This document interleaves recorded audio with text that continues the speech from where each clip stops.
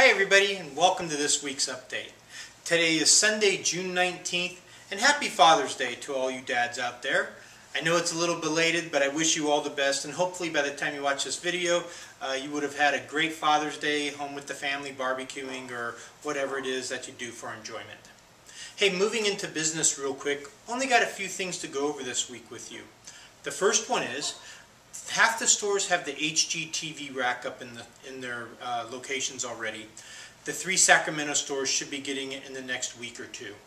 As I mentioned before, starting in July, actually HGTV will start advertising and running the promotions that they have paint selected, floor covering, and bedding and things like that, all with preferred dealers. And why I bring this up to you is, so far there hasn't been a huge reaction to the HGTV as far as customers calling or emailing us or coming in and asking for it. And obviously, since the advertising hasn't started, we didn't expect to experience that yet. But starting in a couple weeks, hopefully we will. But the HGTV product still can be used to our advantage if you let customers know that we've been hand chosen as the official HGTV floor covering store. Okay, there's only a few of us in Northern California, and I want to say nobody within probably a 20 or 30 mile radius minimum of any of our stores. Matter of fact, I think Pleasanton has the closest competitor, and they're in San Francisco, which is still a good distance from the Pleasanton store.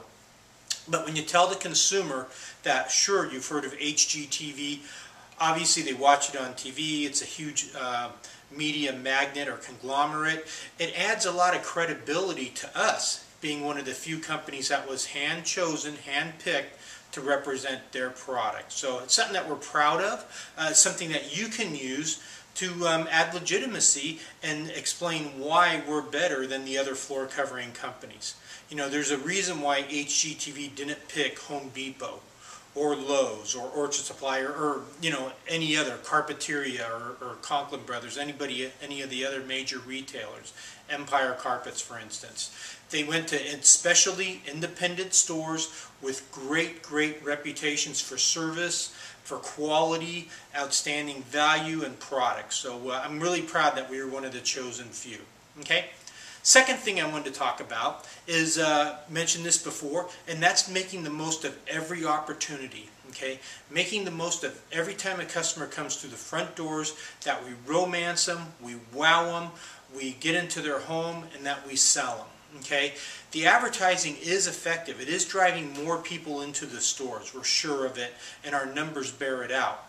However, it's just not good enough to have the walk-in traffic coming in. Okay, we need to make sure that we can sell every customer that we can, and that really comes down to your performance, kind of how you interact with the customer, how persuasive you can be, how much they like you, how much they believe you, so on and so forth. So with that being said, just as a reminder, we always need to be at our absolute best. The customer in the store always comes first, so even though you might have follow-up to do, the phone might be ringing, always cater to that customer walking in the door. Okay, their first impression, that first 15 or 20 seconds that they're in the store, you know, you never get the, as they say, you never get an opportunity to make another first impression.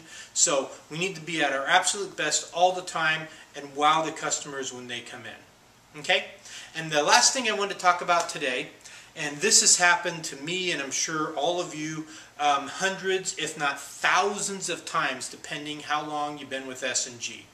And I know it happens in every single store. It happens every day. And you might not know what I'm talking about, so I'm going to tell you. I'm talking about what I call the sample drop-off or the sample dump-off.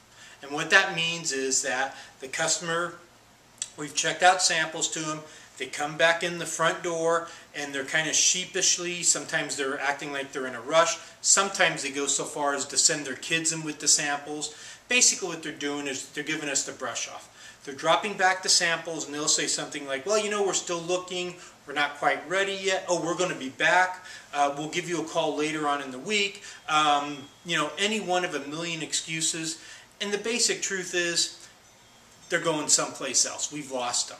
So with that being said, I want you to do some thinking of how we can prevent that or stop that from happening. Okay? Our numbers tell us if we don't set up an estimate, we virtually have no chance of selling the customer. Okay? And I've been doing some research, and I've made a decision that I'm going to go around to each one of the stores, spend probably a couple weeks doing this, and take every salesperson, every floor manager, every store manager, in small groups, 2 or 3, whatever I can take off the floor, and sit down and go over some numbers that I've accumulated through some research comparing the different stores, and talk about sample drop-offs or sample dump-offs, estimates, closure rates, all that kind of stuff. So I'll be seeing you in the next week or two. Like I said, do me a favor, think about how we can overcome that sample dump-off. Okay?